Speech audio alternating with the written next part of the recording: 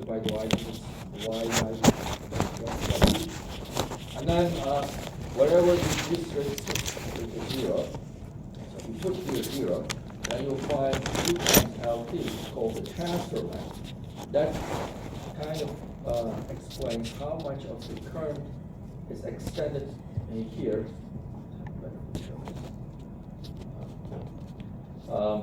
Extended into the contact. So that's kind of related to between the resistivities of the sample. And to have this such a structure more accurate, you need to confine your current between those contacts. So if you have such a structure that current flows only this top layer, okay, your substrate is dielectric, insulator. So you need to isolate right around those contacts, metal contacts. If you have separation, a space here, so typically this is achieved by etching. I remove the conducting layer all over, everywhere else except where my TLM structures are. TLM again, transmission line method. So if I leave such a space, then current will flow here. My equation here will not be very accurate. So it's strongly recommended to have a very small space or no space at all. So you will isolate TLM tightly so you can get the current flow. The MESA means this isolated layer, MESA, with a MESA edge. There are also, other electrical measurements. So one is the primary reason is to eliminate the contact resistance during the measurements. So you can apply current between those two, for example, 2 or 6 or 3 or 2 and 3, and measure the voltage. So here you can get extract the resistance, sheet resistance more accurately through using such a 6-pad measurement setup. You can also measure so-called the electrical line width.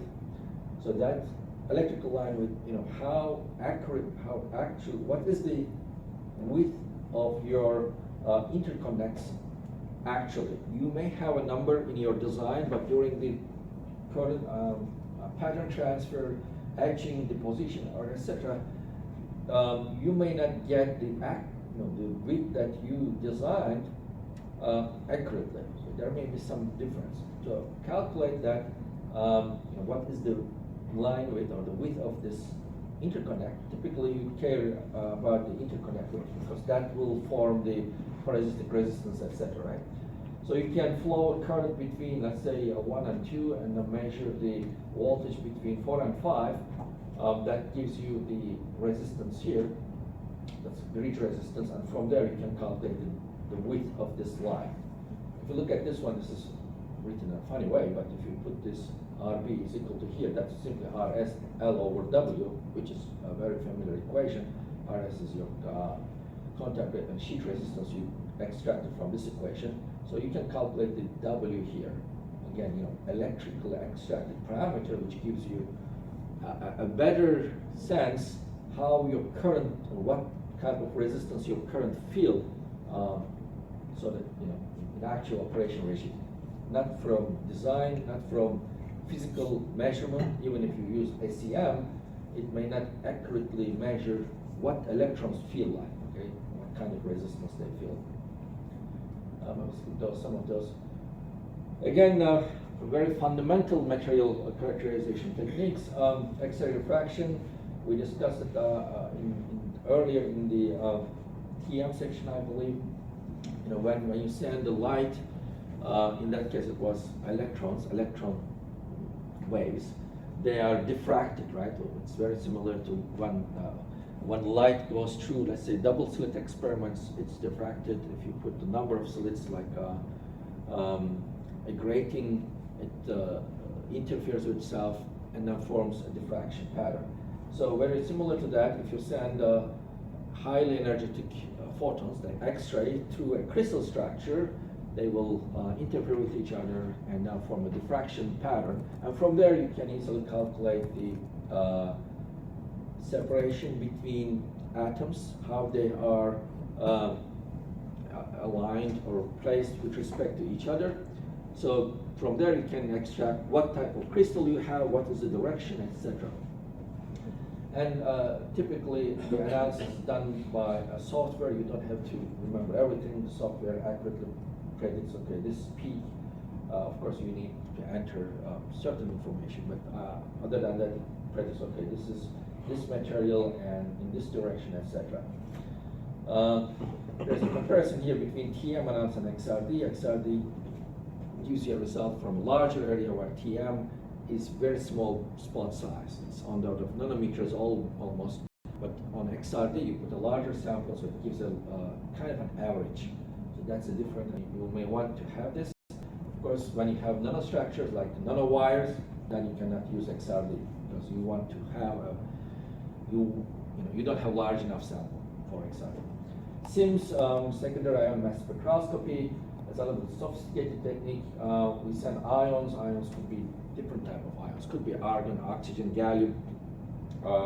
There's an ion gun. We talked a little bit about the FIB before, focused ion beam. So it's very similar. The gun part is very similar. So they are energized or accelerated, and they hit on the surface, and then they create secondary ions. Okay, whatever is available on this surface or in the material, and those secondary ions are analyzed through different techniques. There's not one technique. They could be analyzed through their mass, time of flight, etc., etc. And then you can get information what you have on the surface. Of course, it seems like from the first glance it looks like a surface-dependent technique, which is true. But as the ions keep hitting, they kind of etch the surface. It's very similar to ion milling. So if you can use, you can change even the energy of ions, so you can deep a little deeper and deeper, and you can get information about what you have beneath the surface. Okay. So it's again very convenient and very powerful method to analyze what you have. Here, for example, it measures the arsenic concentration. Again, arsenic is anti-doping material for silicon to introduce more electrons to make it electron-rich material. Here is the right after the implantation. We will talk about implantation. It's the last chapter. Now, we simply send the arsenic atoms and silicon, and depending on the energy, they will stop eventually at a certain depth. So this is the concentration dependence. It's closer, the higher concentration at the surface. Of course, when you increase their energy, they can go deeper, okay? Higher concentration at a deeper level. Interesting thing is when you anneal it, meaning that if you go to very high temperature, 1050 Celsius for 10 seconds, they get energy, so they diffuse deeper and deeper. So you have more, flatter profile, but at a deeper depth, right? So that shows how ions move into silicon. But more importantly, of course, we are talking about here SIMS. SIMS can detect that, how ions, in this case arsenic, is distributed in up to almost 1,000 angstrom, that's 100 nanometers depth, very accurately. So if you need such information, you can use it. Auger electron spectroscopy is based on Auger process. It's again very sophisticated in a way. When you send highly energetic beams, it just provides electrons in the inner shells energy, so they move out, and then another electron just moves down here, and when it goes up, the energy is released, and when this energy is captured by another electron, this electron moves. So this second electron that uses the energy of the first electron is called Auger electron. The Auger process is kind of related to the secondary electrons There is also OGL process in semiconductors leading to breakdown, electron creation, etc. So this process strongly depend on the atom, what type of atom you have, because the energy levels depend on atom and concentration of those atoms. So by measuring the energy of those OG electrons, we can identify what materials, what atoms you have in the sample. Again, it's very limited to surface. OG electrons, you see, it's under the 5 nanometer or so. Cannot go deeper. For deeper, we have electrons, EDS type of measurements. This shows how we can measure it. I'm not going to details. RBS also uses some ions, well, not some ions, particularly hydrogen ions, that's alpha particles, so protons basically. So when you accelerate them, they hit into the sample. Some of them go into the sample, but some are reflected back, almost 100% elastic collision. It's very much like you hit a ball on the wall, and ball bounces back perfectly. Not all particles bounce back like that, but some, very few in fact. But you can analyze it, and by measuring their energy and the angle, we can get information about the surface as well. That also shows how we can measure what we have on the surface. Then we have EDX, that's related to the secondary electrons. When you send electrons, the X-ray, you create electrons in the sample, as we discussed earlier. So backscattered electrons gives information about what we have on the sample. It's very powerful technique. It gives you quantitative information about what you have. Quantitative, how much, what's the percentage of elements you have on the surface. So again, it's very, very important. Some practical issues. Contact versus non-contact measurements.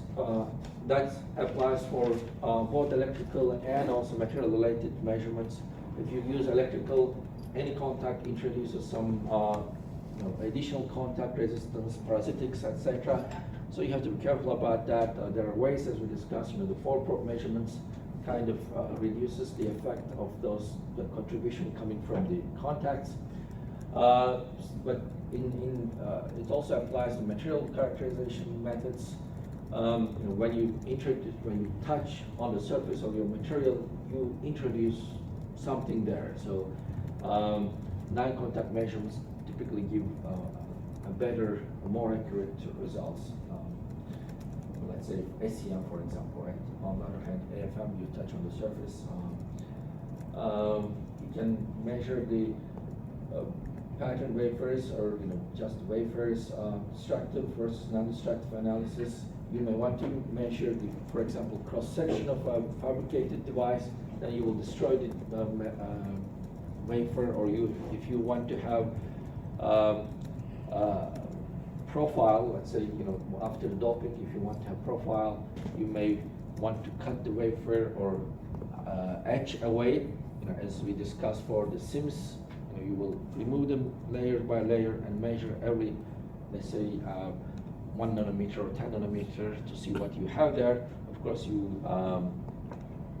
may damage your wafer. It may not be useful after that. Then there are standard and reference materials. It's very important to calibrate your wafer. For example, for XRD, you can buy a standard calibration sample, NIST certified calibration wafer, so that allows you to make sure that your tool works properly. And then, depending on your devices may be how good their equipment, etc. Failure analysis and reverse engineering. Once, especially for devices, it's very important to understand how your devices fail. It's by itself. There are engineering groups in industry to analyze the failure mechanisms. When you have a silicon VLSI or IC, and you apply different stress.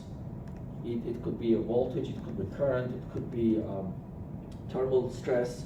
You put it under thermal stress and for a long time measure how the current changes, voltage changes, whatever you're interested in, or if it's an optical device, how the optical characteristics changes.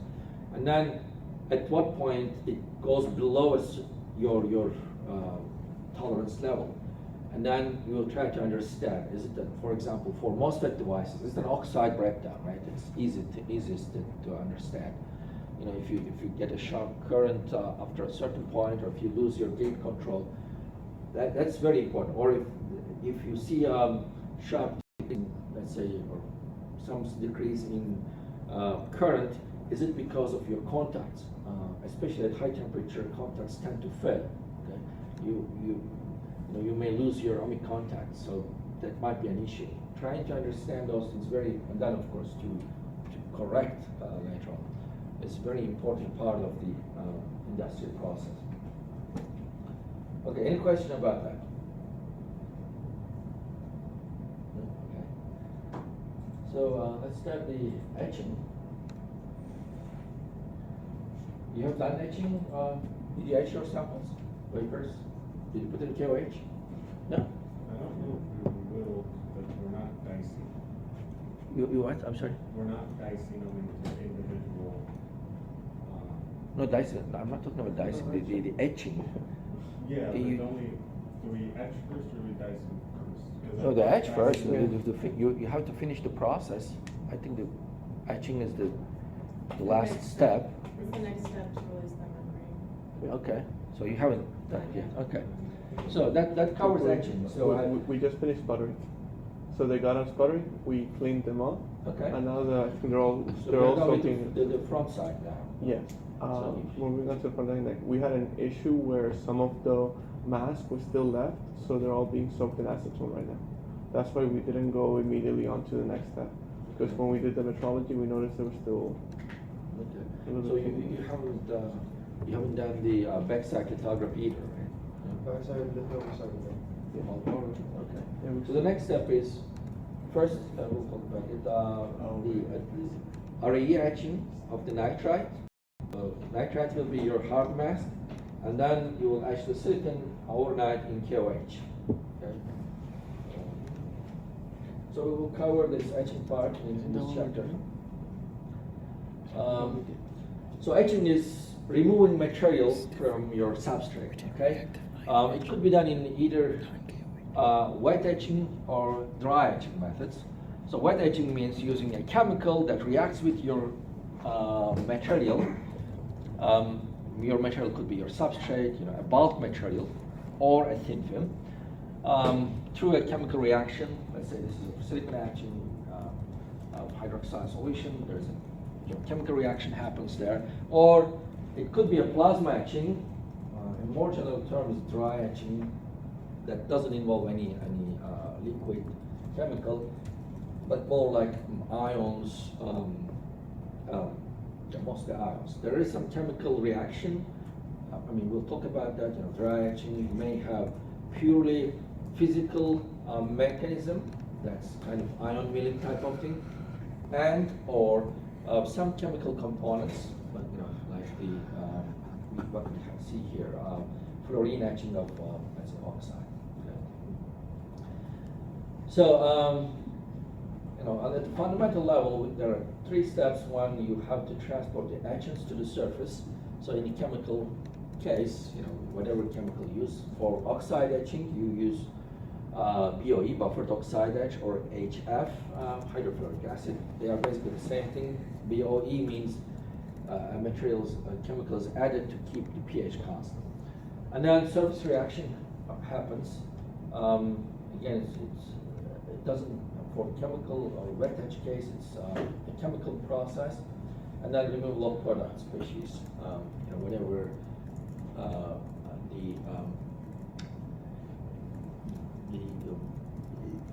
not necessarily, it doesn't, it may lead to material itself or some byproduct. So it could be many things, not just what you're etching, but some byproducts as well. Etch rates depend on the etch method. It could be anywhere between 100 nanometer to 1,000 nanometer. There are cases for RAE, deep RAE. We'll talk about that. It could be quite fast.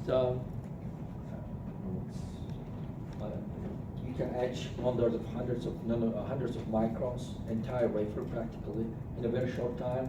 I will talk about that. But typically, this is a range. So dry etching means plasma etching and gas etching, everything. That kind of compares both methods. And I expect you to understand this table, even if you don't remember much about the rest of the chapter. At least you should be identify advantages and disadvantages, similarities, differences between wet etch and dry etch. So in the wet etch, you use chemical solutions. In the dry etch, either ion bombardment or chemical reactions.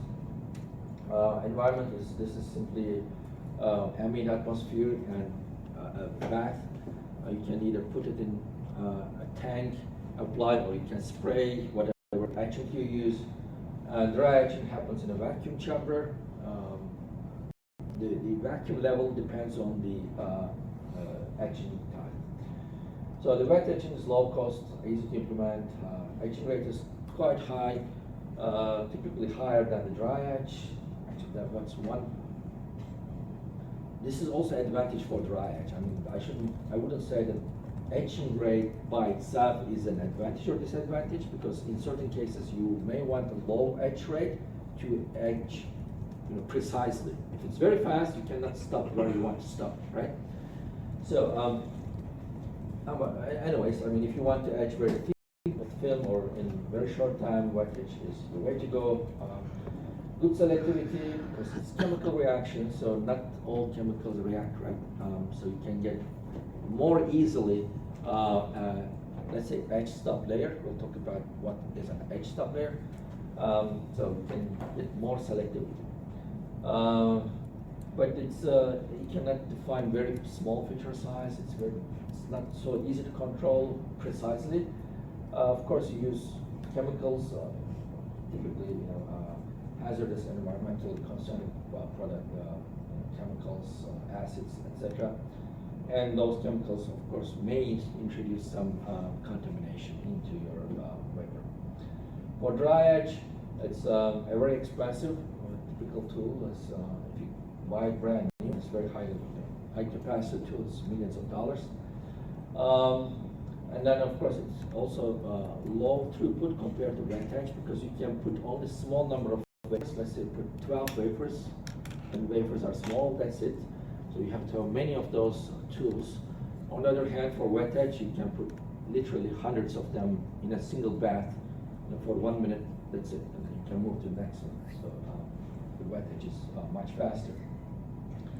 Poor selectivity, so it's again mostly physical, not very chemical reaction. So it doesn't care what you have there. The ions just hit and remove the metal. So very low selectivity. And since you use highly energetic ions, etc., they introduce some radiation. You have a radiation through the plasma, etc. They may damage your sample device, etc. And two very important definitions, terms, isotropic and anisotropic. Isotropic means the etching is with the same rate in all directions, okay? And that's the case typically for wet etching. There are some exceptions, as we discussed in the crystal planes. I will mention them again. And wet etching is isotropic mostly.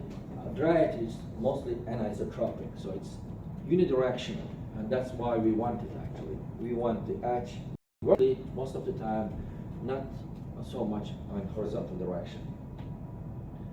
That defines those two terms a little bit better, isotropic and anisotropic etching. So this is, so the lateral etch ratio can be given as horizontal etch rate over vertical etch rate. So if this is 1, meaning that it etches in all directions with the exact same rate, you will get kind of a hemispherical etching, right? Because it etches all directions the same way. If it's less than 1, so it becomes more anisotropic. It etches vertically more, a little bit on the horizontal direction. That's what you have and what you want in dry etch in most cases. This is a very extreme case, so it's extremely vertical, almost no horizontal edge. It's difficult to get it in reality. There are certain cases, with some lateral edge. In DRE, we can get that deep reactive ion etching, but with some undulations on the side walls, it's not shown here. This kind of differentiate the undercut and over etch. So if you have something like this, you have a mask to protect the other parts except for where you etch, right? This is the film you want to etch. And then when you etch it, you may end up, this is kind of an isotropic etch, okay? It's etched, so this here we have quarter spherical structure. This is more anisotropic, right? It's etched vertically more, and there's a little bit of bias. So this is bias, okay? How much you go beyond your mask. So that's where the process engineering becomes important. When you develop a process, you cannot avoid this bias, but you have to know what it is. So you will, you do your process, put it under microscope, typically an SEM, scanning electron microscope, look at the cross section, and you will measure bias for different etching conditions, either concentration of your etchant or the time of etching. Then you will have a good matrix. So you will optimize it, and you will know that, okay, for this temperature, for this long etch, I will get bias of, let's say, 1% or 1 nanometer, whatever. Then you will design your mask accordingly with this bias. If you want this much opening, you will design your mask 1 nanometer, smaller, your opening, or 10%, whatever, and you will get what you want after the etching. Okay. Now this is over etch. Okay. Your etch was not actually very much anisotropic, but you put it on the etching too much, so you will start etching horizontally as well. And then this is a good undercut, and also good for, we discussed that it's also good for lift up, right? If you put something here, and this is an exaggerated case for this over etch. The second important thing in the etching is how your mask reacts to your etching process. You have to protect your film, right? Other than the places you want to etch. The mask could be photoresist in most cases, and if photoresist cannot hold up against your etching method, then you can use hard mask. That could be dielectric, like SiO2, silicon nitride, etc. In your case, you are using silicon nitride as a hard mask. I think I'll tell you later. Now, let's say this is your mask. Then you should know what is the selectivity between your mask and your film in the etching process. This is a ratio, mask lateral etch, mask horizontal divided by mask vertical, and this is the selectivity, etch rate of the film over etch rate of the mask. So typically you want to have low etch rate for the mask, high etch rate of the film, so this ratio will be very large, right? Selectivity will be very large. But it's very difficult to get something like that. Your mask will be etched also. The important thing is, again, what is this ratio, how much you will lose. Again, if you lose much, let's say in the first case, I believe, if your edge, the horizontal edge rate of the mask, the film is smaller than the mask rate, then you will etch more, but you will lose some from the mask, so you will end up something like this. Here the edge rate of the film is larger, meaning that your mask holds up against the etching strongly, and your film is etched faster, so you have this undercut here. Here, the mask etches faster, so you don't have an undercut, right? This also etches. So you should know those things and develop your process. But what I'm telling you here is you should be aware of those cases and check before you finalize your process. Again, it completely depends on what materials you have here, what's the film thickness and etch rate, etc., or etching, and that shows you the selectivity. So let's not cover ourselves. An etching profile, already discussed that. This is here you have slightly an anisotropic edge with some undercut. This shows what happens here. Now the anisotropic and isotropic edges can be used beautifully together to make interesting patterns, features. So here we have a membrane, a porous membrane. Silicon is deposited on silicon dioxide, or you can start with silicon oxide. And you can oxidize this silicon. So during the oxidation, it's thinned, and then you can put the pattern PMMA. That's kind of a photoresist for UV lithography, and then you can pattern it and develop it. Now you have holes, right? This is a photoresist with holes, and you can etch silicon. You can use here DRE or plasma etch to have very vertical holes like wells. And then you can etch the silicon dioxide using wet etch. This is anisotropic. So isotropic, extreme isotropic, and you can remove all the oxides, and you have this membrane on top of a reservoir. So you can use it for interesting applications, biochemical applications. So kind of using both types of etching processes. White etching is using tanks, either tanks or baths. You can dip your wafers, many of wafers in a cassette, into an etchant, or spray. You can spray it, or single wafer process. Again, very much like you use the spinner for photoresist dispensing. Typically, the wet etch, since it's chemical process, it's most cases temperature dependent, and typically, again, higher temperatures are used, not very high, around 70 Celsius or so, to increase the etch rate. Now there are some etchants here for different types of thin films, for example, oxide. So I don't expect you to memorize all of them, but one thing, or a couple of things you need to know, like your heart. The oxide is etched in BHF. BHF means buffered HF, or buffered oxide, BOE.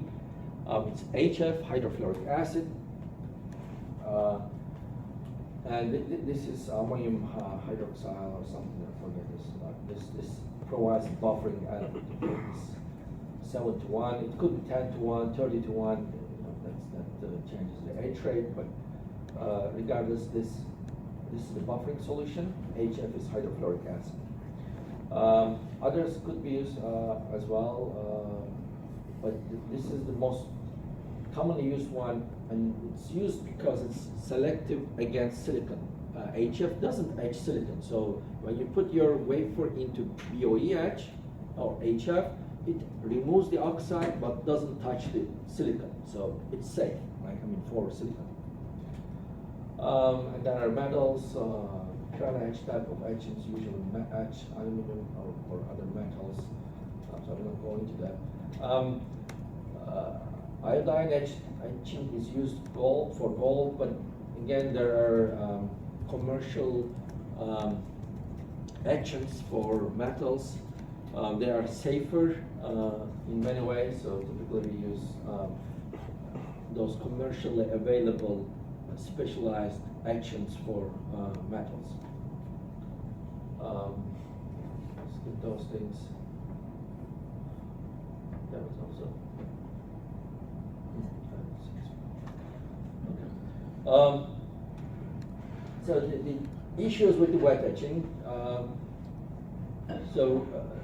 The reaction byproducts may affect the etching rate, right? Because you are using a chemical to react with certain thing, and then there are products, so that will change the etching rate later on, because you have other materials. And if you remember the chemical reaction rate, it depends on the molarity. So molarity depends on what else you have there, solution volume changes, etc. So that may change.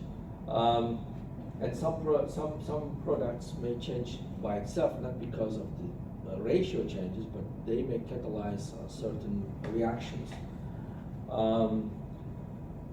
And then the other heat, etc., especially when a reaction is exothermic, meaning that the reaction releases heat, then the environment becomes warmer. That also changes rate. Evaporation, the concentration changes. If it becomes hot, there will be more evaporation, the concentration will change, etc. Of course, in a good environment, they all are considered in the process development and kept under control. But you should be aware that in your experiment and in your process developing, those may affect the results. So you should try to keep them as constant as possible.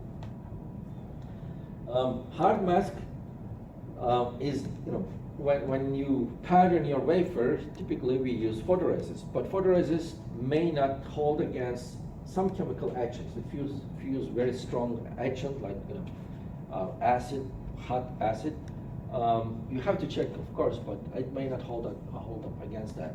So, or very aggressive plasma etching, again, same thing. So in such cases, we use hard mask. Hard mask is a material that is other than photoresist. It could be a dielectric thin film. You can deposit it first. You can, like in this case, for example, here, right?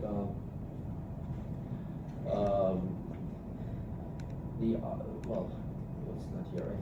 We use the PMMA here. I'm sorry, here we didn't use the.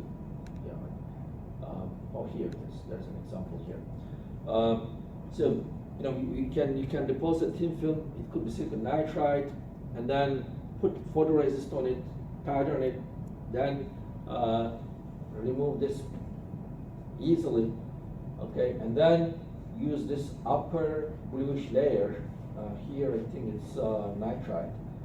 You can easily etch it, and then you can use aggressive etching method to etch this lower blue layer.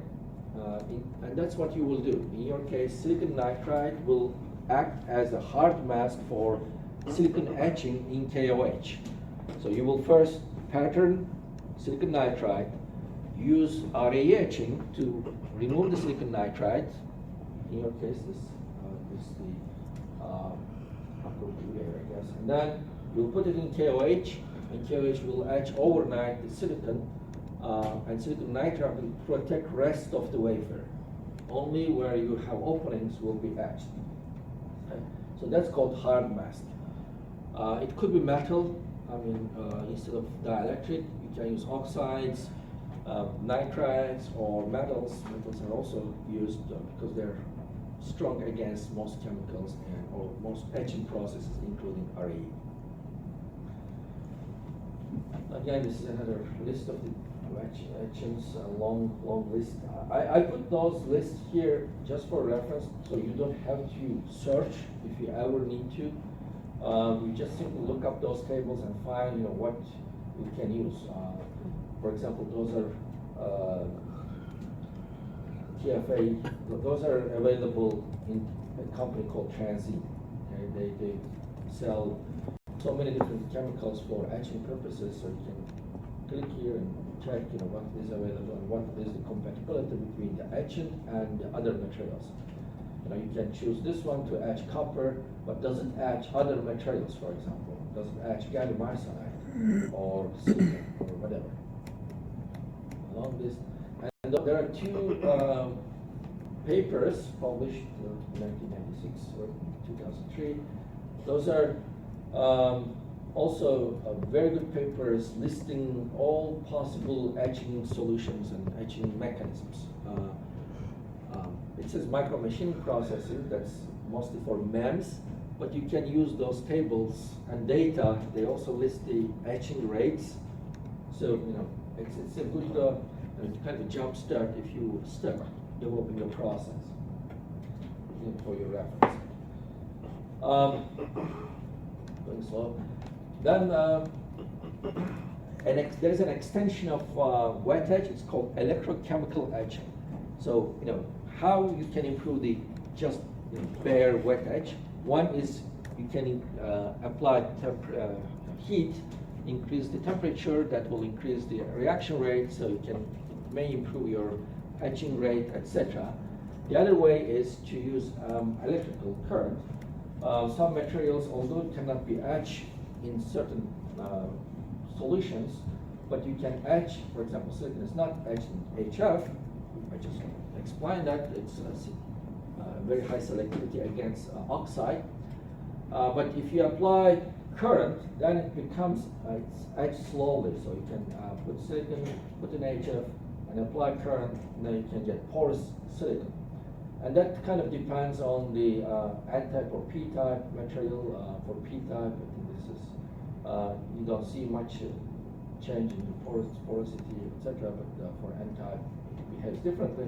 But you see here that picture is important. You can get porous silicon. So why porous silicon is important is a whole another story. Porous silicon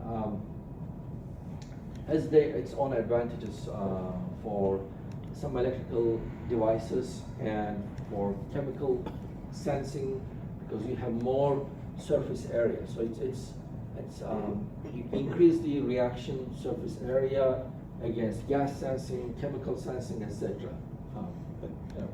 If you need something like this, then you can etch it in HF by applying electric current. And then you can use the same method for other materials as well, not for silicon. Flown electric current in an etchant gives better or different results compared to just bare wet etching. Now, anisotropic wet etch, again, this is kind of an exception for wet etch. Wet etch is mostly isotropic, etches with the same rate in all directions, but for crystals, the etch rate may be different in different directions, and we discussed that, right, 2 chapters back. And what was the reason for this different etch rate? Anyone remembers that? What's that? Crystal planes and silicon. Okay, crystal planes. But what is different between those different crystal directions, I should say? I mean, what's the key thing that results in different etch rate? What do you do when you etch? What is the mechanism there? To remove material, you need to, what do you need to do? Break the bonds. Yes, break the bonds, true, break the bonds. So, if you have slower etch rate, it means stronger bonds or more bonds, right? So if you remember that, between 1 and 111 planes, there are 3 bonds, okay, in each direction. So in each unit cell, between 2 unit cells. So you have to break 3 bonds. It will take more energy, so the rate is lower. It's opposite for 110, and I think this you have to break 1 bond, 101, you have to break 2 bonds. So depending on the number of bonds, if you have a large number of bonds or stronger bonds, if you have a different material, then the rate will be smaller. Okay. So this results in this type of thing, etching profile for silicon in KOH. So this is perfectly aligned, this 54.7 degrees sidewalls, okay? So you can take advantage of that. You can create those inverse pyramid-like structures without doing anything extra. Just choose the direction correctly. Okay? So there are a number of slides here using different directions and different. I will not go over all of them, but if you select the direction correctly, you can have something like this by looking at this, and if you select this 100, you can get the perfect one here because the direction is different. And if same for gallium arsenide, okay. So those are important tricks if you want to a huge number of things that depends on the directions. So those are about the etch rates of the silicon mostly. But one important thing here that I want to emphasize is called the etch stop layer. So you may want to stop, especially in the wet etch. In dry etch, since it's less selective, it's difficult to get an etch stop layer. But for wet etching, you can introduce a layer that, of course, it shouldn't interfere with the purpose of the device. You cannot just randomly insert a layer, but it's possible in certain cases. And then you can get different layers. And if you etch those upper layers in a chemical, when it hits to this etch stop layer that is resistant against this chemical, you don't have to worry about your etch duration. It will stop there for sure. You don't have to care about that. And it's typically used in, again, nitride technology, gallium nitride technology. It's very difficult to etch nitrides chemically. UV radiation is applied, but silicon nitride. The indium nitride is a little bit difficult to etch, so people put a layer, an indium nitride layer, and just it serves as a etch stop layer. So you can etch all the way. In LEDs, there are multiple layers. Okay, it's so many different layers: N-type and P-type, gallium nitride, aluminum gallium nitride, to improve the electron confinement and therefore the recombination. So there are multiple layers on the top, but the bottom layer serves as etch stop layer. So it's you can find something like that to get a high selectivity. For example, here for KOH, so there is a 2,000 to 1 selectivity, 10,000 to 1 for if you use EDP. See, silicon to silicon dioxide. If you put it KOH, each silicon 200 times slower, or 2,000 times slower. So you can stop here for sure. Same for others. It's the same thing, just the etch rate, how it depends on the KOH. Same for the electrochemical, as we discussed earlier. You can put, for example, N silicon is not etched. You can use P silicon, so it's used. You can use it as an etch stop layer. This is your diaphragm fabrication. You can, there could be many ways. So this one is silicon nitride diaphragm that you will have. This is box silicon diaphragm. It's very similar to yours, except not all the silicon is etched. There is some remaining silicon here. And then this is box silicon again, but using a different technique called SOI, silicon on insulator. So in silicon on insulator wafers, there is an oxide layer already here. You can first etch all the way to the silicon, and then you put it, once you are sure that silicon is removed, you can put it in BOE etch, buffered oxide, which will remove only this oxide, the blue layer. Again, you don't have to worry because BOE doesn't etch silicon. So you can only remove only this oxide, and then you will have this membrane. And you can have membranes with the undulated profile that allows better mechanical strength. most of those things to get to the, again, those are here for your reference. I mean, if you ever need to etch silicon, everything you need to know about silicon etching is here, about directions and etch rates and stuff. Now, let's start talking about dry etch. So dry etch means etching, removing materials using methods or tools or means other than liquid chemicals, okay, aqueous chemicals. So they include ions, typically ions, sometimes gases, rarely, but most of the time ions, okay? So that is a very quick description of it. You have photoresist to protect everywhere else except for some openings that allows plasma to go into there. Now, what is plasma? What is plasma? Can you define the plasma very simply? It's one of the 4 states of matter, the highest temperature state of matter. Okay, but what is different than other 3 states of matter?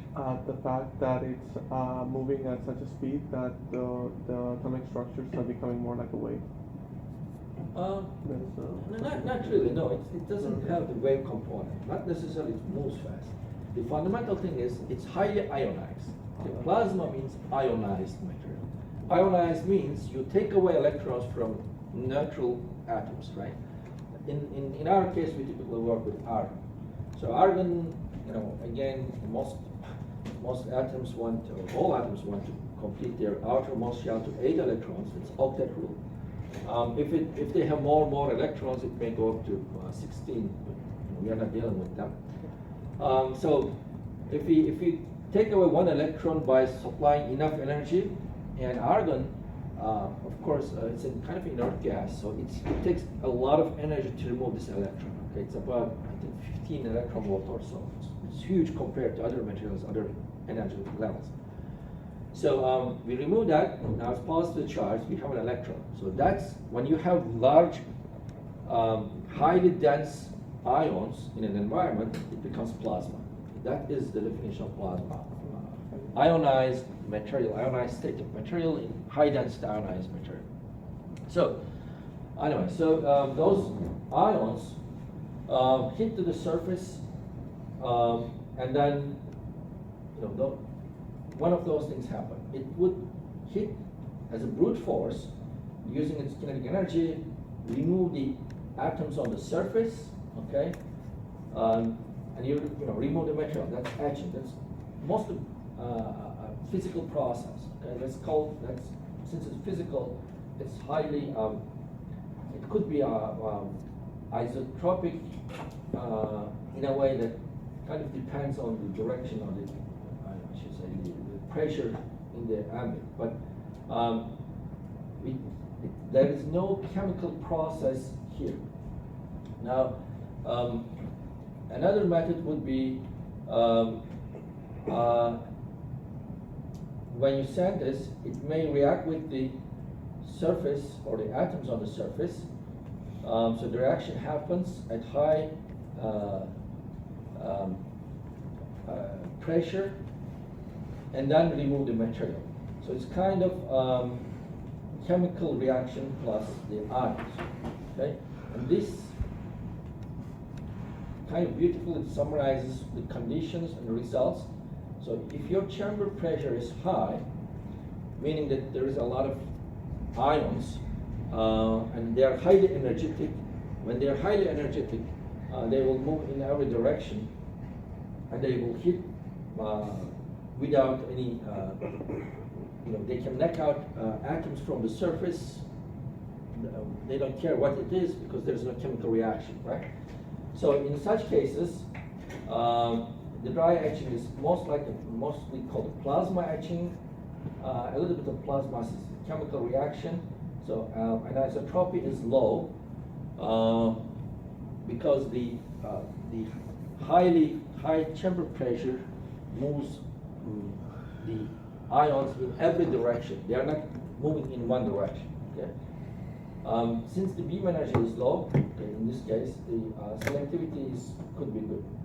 if you chamber pressure is low, then you have the ions are more directional, and if you increase the beam energy, they are more directional, and then it's called more like a physical sputtering, ion milling. Now the physical aspect of the reaction, I should say, etching process becomes more prominent. In this case, anisotropy is high because they are moving, the beam energy is high, they are moving in more directional, so they are hitting only in vertical direction, and you are getting more and more anisotropy, more directional etching. And the selectivity becomes poor again.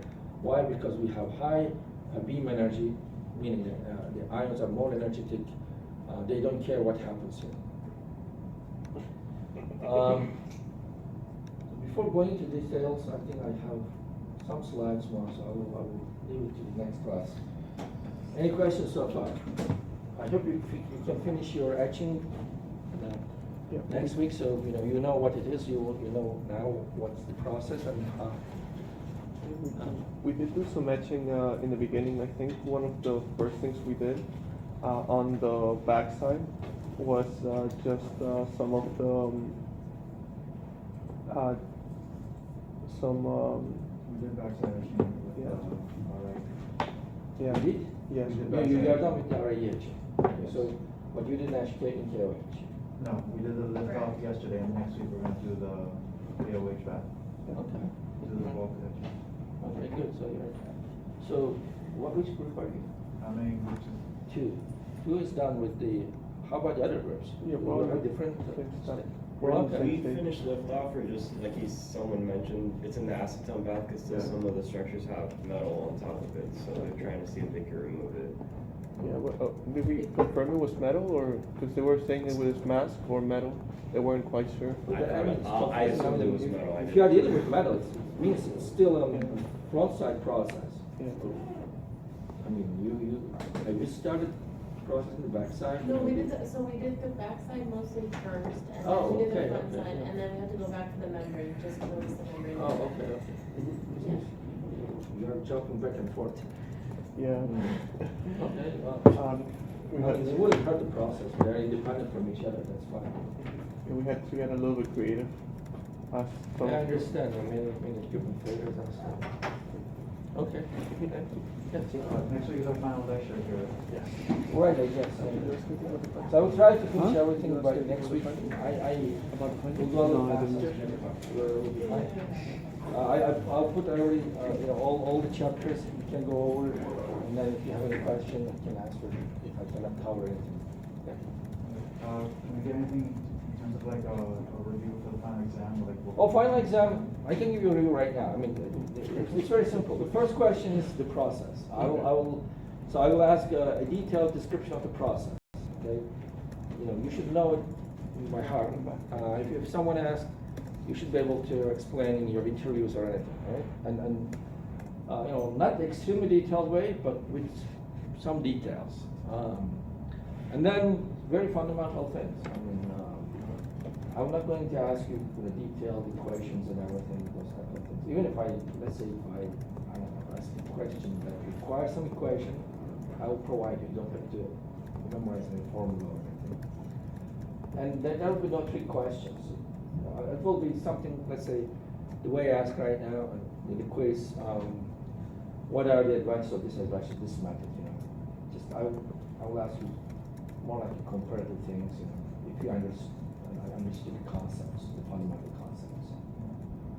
Other than that, I mean, if you review the fundamentals, you should be fine. That description is of the entire process, right? From start to True, yes. Yeah, I want you to understand it and know it.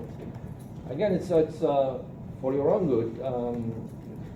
When you interview, and it happened in the past, so the interviewers will ask, what you have done in this class, right? And you can say, okay, we fabricated a pressure sensor, membrane-based pressure sensor.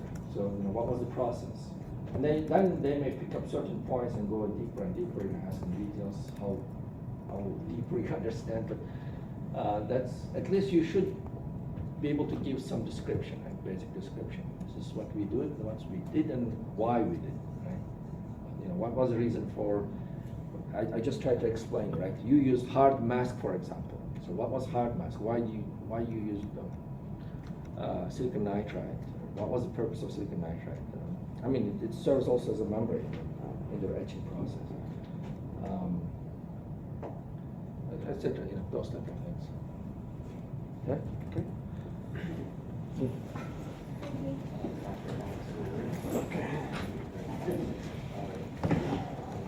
Okay. Bro, am I okay? I'll let you know after I sleep from 8 hours this week. Okay. I gotta go straight back to work. All right, man. GG. For you to sleep? So like, I want us to use like kind of more. Communication system. I haven't heard. That's focused. But I'm gonna last question. Here's the slide, don't worry about it. Oh, dude, let's go to senior design. No, no, no. Where are we doing for senior design? There's no class today. Oh, there is. No. Oh, I wish for this.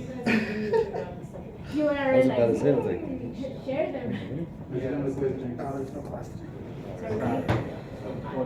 We need to decide what we're gonna do for the final proposal thingy. Is it due the 29th on Monday? Or the 28th on Monday? so Monday, he changed the video that we had to turn in today to Monday. Yeah. I don't know when he scheduled the I got proposal. the proposal scheduled for the same day. Because I didn't remember the equation. I remember the name, so I just put the like the name, the rating equation, and he was like 5. I didn't put. What'd you get? I can Google it if you want Got me. 75. I got a 50 and I have no idea how I got anything above like 10. I legitimately did not answer a single question right. And he gave me 20 points for the second one. Last one, he gave me 10 points for the first one. I'm like, I know I misspelled one thing. It was like, that's minus 24. I was like, Like whenever you include all the bro, I didn't get a single question right. I don't even know why he gave me points. I was already calculating like what my quiz grade would be if I got a 0. Yeah, I'm worried. I'm happy with the 75. I'm really happy with the 50 after that. I think I just put one. Like, I had a 40 on the first one. And my bandage, like, Yeah, the first one I had a 77, so I did actually did pretty good on the first one. The second one, dude, it was so easy too. I can't believe I like missed. Yeah, I put back together. I got this good.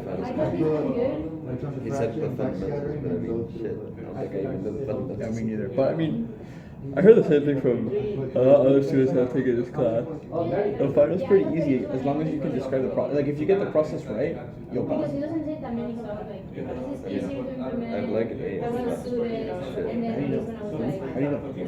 How do you know you have an A in the class? No, I said I would like an A. Oh, right. Yeah.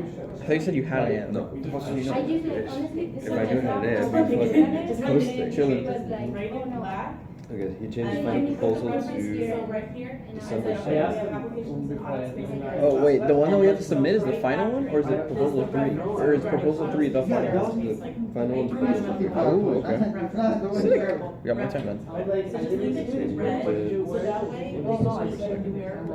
You did say it in the class, but We're going to the next Friday. the Let's PowerPoint check. previous, before that. Big chill. And the figures. I got the same, I got 30 here, I got 30 here, Yeah. and 5 here.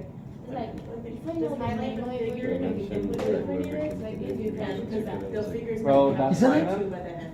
He was joking. Oh, damn. You gotta start a new I was about to say, like, start a new Word document, and then. I literally only came for the same reason I came for never forget it. for senior design last time because my girlfriend has class, so I'm like, all right, might as well. Since I'm already here, I might as well go to class. Finally, I'm done with this shitty ass assignment. I've missed this lab 3 times already because it's due at 3 p.m. on Fridays. So like, yeah, it's such a weird time. It's because the reason it's due at 3 p.m. is because he like, it's really weird. There's a physical machine that when you change the inputs of the physical machine, it sends the state of the machine to a server, and then the server is transmitted to your client. So like the physical changes you do on the machine is what you see in like the application view. So it's, I think it's due at 3 p.m. so he can go to the lab, physically change the machine, and have the software change to it. It's not a simulation. It's like a real thing. It's pretty weird. Yeah. And we also have the references in red. They should definitely change that to just a No, pero simulation. It would pero make es que it eso no es a la lot ciudad, easier. that's the state of And New then York. everyone have to submit it at 3 p.m. on Fridays. No, maybe Bueno. not. It's in my logs for microcontrollers, and I'm like, I could do this in like 10 minutes. So like 5 minutes before Exactly. Exactly. The thing is, dude, the reason I stopped doing that is because I forget. It's so easy, and it's at 3 p.m. too, so like I'm at school on Fridays for work, and then Bueno, like, exacto, te estás eso te olvida, eso te olvida. I forgot to Te vas. That's almost happening for microcontrollers. That close. So like this you do it Tuesdays, right? You have it with WhatsApp? I have a job. Like, thank you. I don't want another WhatsApp like every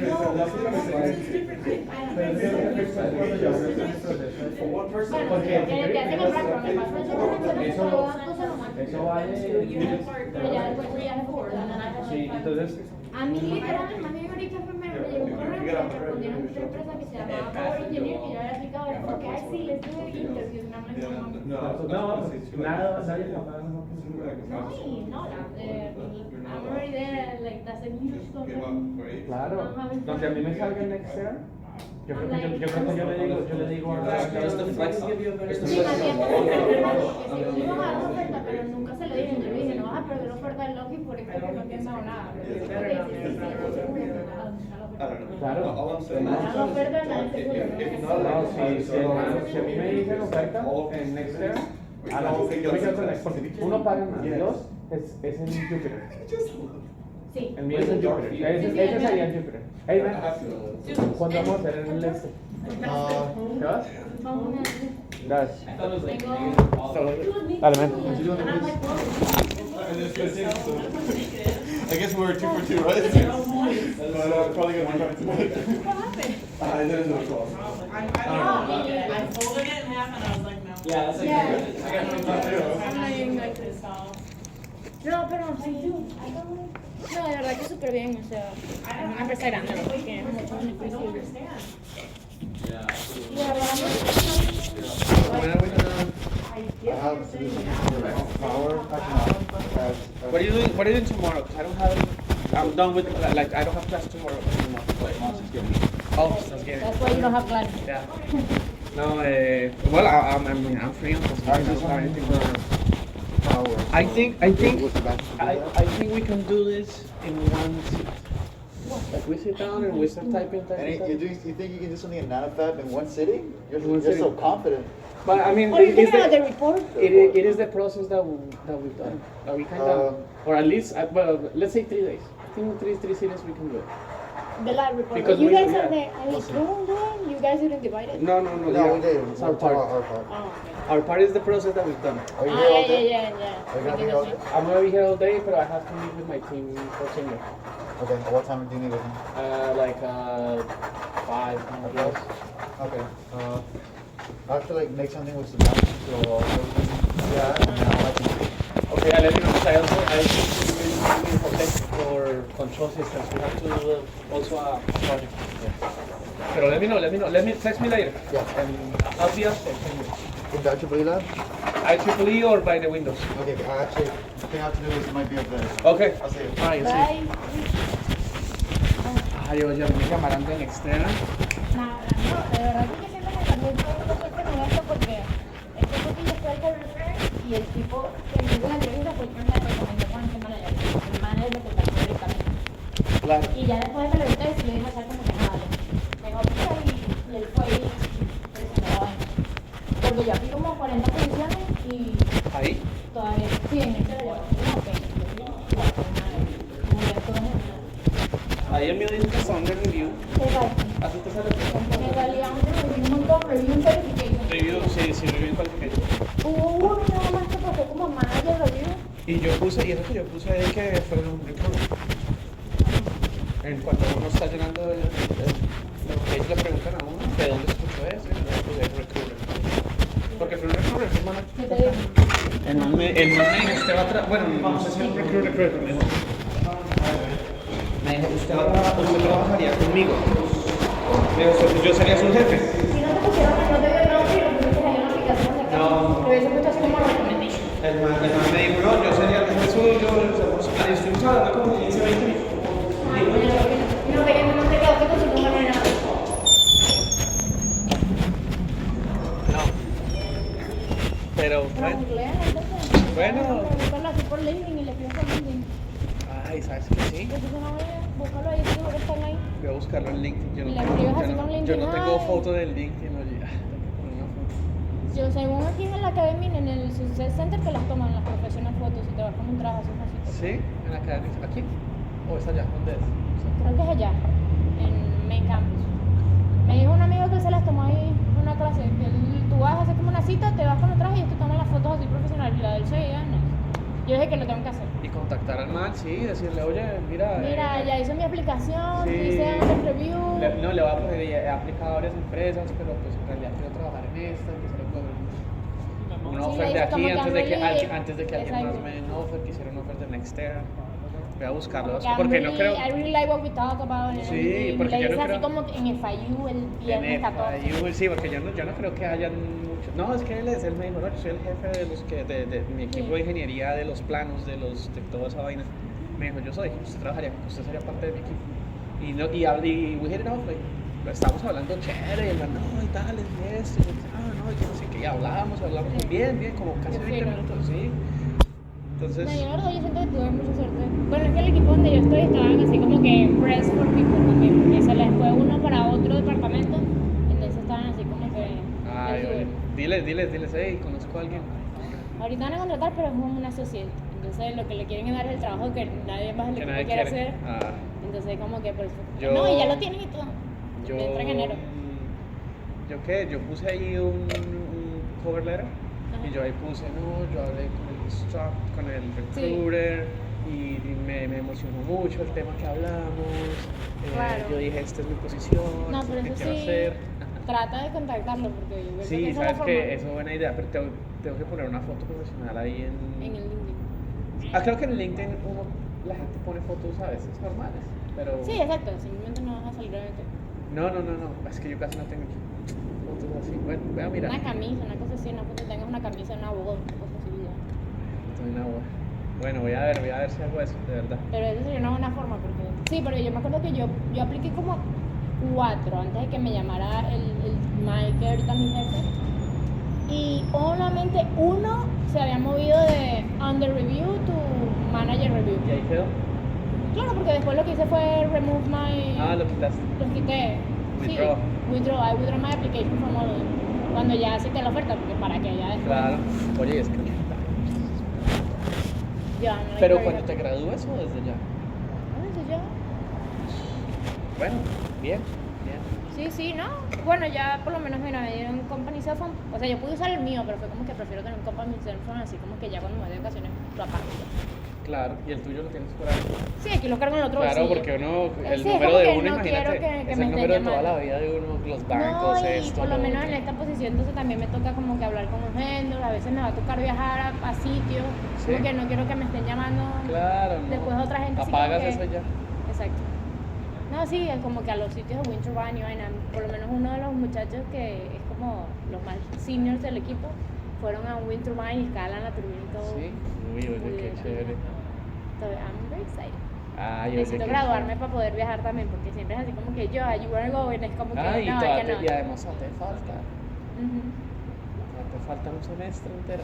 Sí, no, sí, el semestre ya que puse, gracias a Dios no online? tengo clases, no, tengo una sola que es aquí, pero es después del trabajo, es a las 6 y pico, porque es ¿Y del el, máster. y el resto online? Del ¿verdad que tienes máster? Ajá. ¿no? Gracias a Dios me tocan nada más, me faltan 7 créditos, entonces logré meter una de programming que son 4 créditos, la del máster 7 y senior design 2, listo. Ya. Qué Las bueno. otras 2 son online, nada más tengo que venir a esta y me dejan trabajar desde la casa ese día. También es eso, pues por lo menos en donde estoy, porque son bien flexibles, mis jefes como que bien flexibles, así como que no tengo que ir todos los días, como me queda tan lejos. Ay, oye, qué chévere. Ojalá no se consiguiera un trabajo así. Sí. Bueno, yo por ahora ni siquiera me han dado ofertas, o sea, esto solamente es, Sí. puede que no. No, pero tienes que seguir presionarlo a él. Por lo menos Orlando no es New York, Matías sí se va para allá. Y es como que te vaya bien. Matías, ¿no? El Crespito. Ajá. Te van a pagar bien, pero pagar bien. Sí. Muy bien. Y él eso lo aplicó, ¿no? Él lo aplicó también, creo que por el Career Fair. Creo que el otro que sé es Fede. Porque allá por Orlando ellos pagan como 75. No, Mateo le van a pagar más. Que yo sepa, pero claro, lo van a mandar para allá, para donde nadie se quiere ir. Es que duro allá el frío, brutal. Ah, pero a él le gusta el marico, ese se quiere ir para la Antártica otra vez de vacaciones. Dijera uno que es New York City. Yo me aguanto el frío, yo me aguanto sí, todo porque pero esa ciudad exacto, me encanta. sí, a mí A mí también. me encanta, no importa, yo voy. Pero que a 3 horas de New No, Todavía pero New no importa, Jersey, todavía importa, New Jersey que sí, está ahí. al lado, pero... Y No, él está Lockheed por tiene un pueblito ahí. Lockheed tiene una sede en New Jersey, a 1 hora. Ajá. No, Y pero yo en New dije, Jersey por lo menos sí, todavía. pero no, Matías está en un pueblito que literal yo vi las fotos y él me dice, me tienes que visitar y yo nos podemos reunir en Nueva York, yo no voy a ir para allá, tú estás loco. Sí, yo también, yo estoy Que mirando. voy a Hay ir a 2 hacer lugares, uno por que ese empieza con W, que no pueblito. me acuerdo el nombre, y hay otro. Hay 2 lugares de New York, de Lockheed. Que tú me dijiste, yo me metí a mirar. No me acuerdo cómo se llama, el que me dijo el polito, pero no me acuerdo. Y yo veía esas fotos y yo decía, parce, esto es un moridero. Sí, o sea, yo le dije, claro, yo le dije como que igual,